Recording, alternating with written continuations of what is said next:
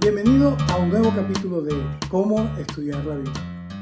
Todos tenemos un método de estudio bíblico, aunque no seamos conscientes de ello. Si pusiéramos por escrito lo que hacemos para estudiar la Biblia, notaríamos que usamos un patrón más o menos definido. Repetimos ciertos pasos consistentemente. Pon en pausa este video por unos momentos y reflexiona sobre tu método de estudio bíblico. Si estudias la Biblia traducida al español, e ignoras que en el proceso de traducción se usaron las palabras según el uso conocido y contemporáneo del español para el momento de la traducción, y que se organizaron siguiendo las reglas de la gramática, entonces estás ignorando el esfuerzo del o los traductores para poner la Biblia en tu idioma y podrás llegar a conclusiones equivocadas, alejadas de la intención del autor original. Me gustaría compartir brevemente un método de estudio bíblico desarrollado por los profesores Roberto Hanna y Custodio López hace unos años atrás y que tuve la bendición de estudiar en el año 2001. Roberto fue profesor de griego durante 22 años en el Seminario Evangélico Asociado en Maracay, Venezuela. Tiene una licenciatura en Biblia con estudios extensivos en griego y una maestría en Nuevo Testamento con énfasis en la gramática del griego del Nuevo Testamento.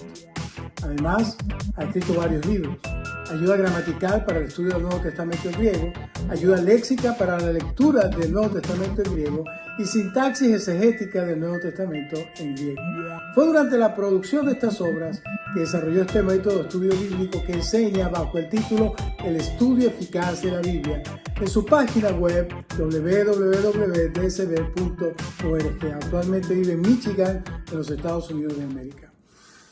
Custodio se graduó en el Seminario Evangélico Asociado de Maracay, Venezuela, y obtuvo una licenciatura en teología. 4 años después, fue contratado por el mismo seminario como profesor de trabajo pastoral y exposición bíblica por un periodo de 25 años, siendo director de esta institución los últimos 10 años de ese periodo de tiempo.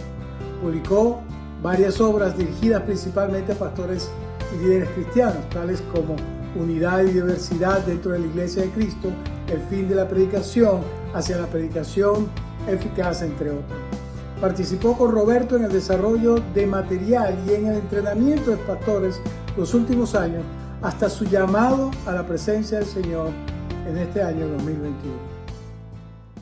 Para ellos, un método de estudio bíblico debe tener 4 prioridades, que podríamos llamar también 4 objetivos fundamentales.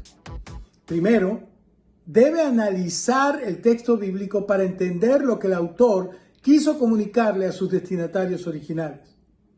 Segundo, debe analizar el texto bíblico para descubrir el concepto global en vez de resaltar los detalles de manera aislada o por encima del concepto global. Esto no implica ignorar los detalles, sino más bien analizar cómo los detalles describen o apoyan la idea general del texto. Debe enfocarse en analizar la enseñanza central del texto en su contexto, abriendo nuestra mente para recibir lo que la Escritura quiere transmitirnos, más que para tratar de usar el texto para apoyar una idea o un determinado punto teológico. Y por último, el resultado de todo estudio bíblico es extraer los principios que enseña el texto a fin de aplicarlos a la vida contemporánea. Basado en estas 4 prioridades y considerando el trabajo de los traductores bíblicos, Roberto y Custodio consideraron que la identificación de la expresión literaria era el punto de partida en el proceso de determinar el mensaje que los autores bíblicos intentaron comunicar a sus lectores originales. Ellos destacan 3 formas de expresión literaria que podrían encontrarse solas o combinadas en el texto bíblico: poesía, narrativa y discurso, también llamado argumentación. La poesía hebrea no rima fonéticamente como se acostumbra con la poesía en español, sino que riman las ideas. Pero como ocurriría con la poesía en español, un poema hebreo traducido al español se estructura en versos y estrofas y sigue siendo una expresión artística, y se usan recursos literarios como la metáfora, la hipérbole, la comparación, el paralelismo, etc. La narrativa se destaca por expresar el mensaje en la boca de los personajes que forman parte de la trama a lo largo del episodio. Habrá personajes protagónicos y antagónicos, y estos podrán ser a su vez principales o secundarios. Un episodio se distingue de otro por los cambios de personajes, de tiempo o de lugar. Discurso o argumentación se distingue en que los autores expresan sus puntos de vista directamente. Los traductores bíblicos escriben los textos de argumentación en párrafos, y estos a su vez están compuestos de oraciones.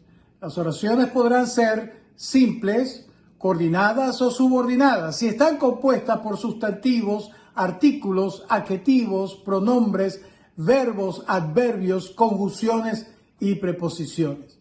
De esta manera, lo primero que habría que hacer en cualquier método de estudio bíblico sería, primero, determinar la forma de expresión literaria en que el texto se encuentra escrito.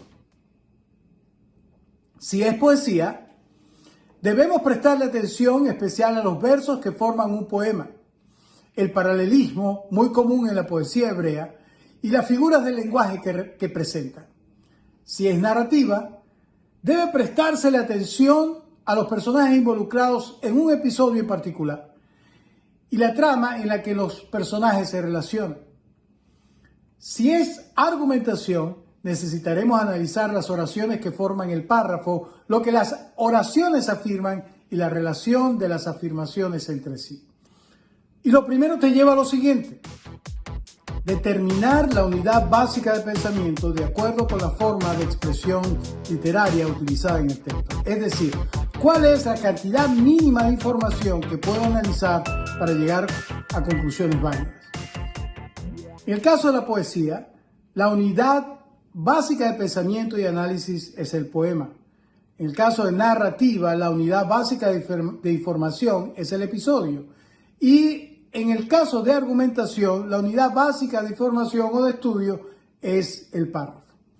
Ahora, para enfocarnos en la idea global y no en los detalles, deberíamos, dependiendo de la forma de expresión literaria, determinar la idea central del texto. En el caso de la poesía, los asuntos importantes se destacan por el uso excesivo del lenguaje figurado, la repetición, el paralelismo y frecuentemente a través de un verso resumen. En el caso de la narrativa, los asuntos importantes se destacan por la relevancia del personaje, personajes principales, protagónicos o antagónicos, el diálogo de estos personajes, la repetición y la conclusión del autor. En el caso de la argumentación, cada párrafo tiene una idea central, que es apoyada por las ideas secundarias presentes en el párrafo. Analiza tu método de estudio bíblico a la luz de estas 4 prioridades. Tu método tiene como objetivo fundamental entender lo que el autor bíblico quiso comunicarles a sus destinatarios originales. Cuando estudias la Biblia, ¿te enfocas en conocer el concepto global del texto? ¿Tienes una manera para distinguir entre el concepto global de lo que serían los detalles? Cada vez que estudias la Biblia, tratas de redactar en una oración corta y concisa lo que sería la idea central del texto que estás estudiando. Al final de tu estudio bíblico, puedes redactar principios bíblicos aplicables a tu vida y que pueden ser compartidos con otros. Llegamos al final de otro capítulo de esta serie, Cómo estudiar la Biblia.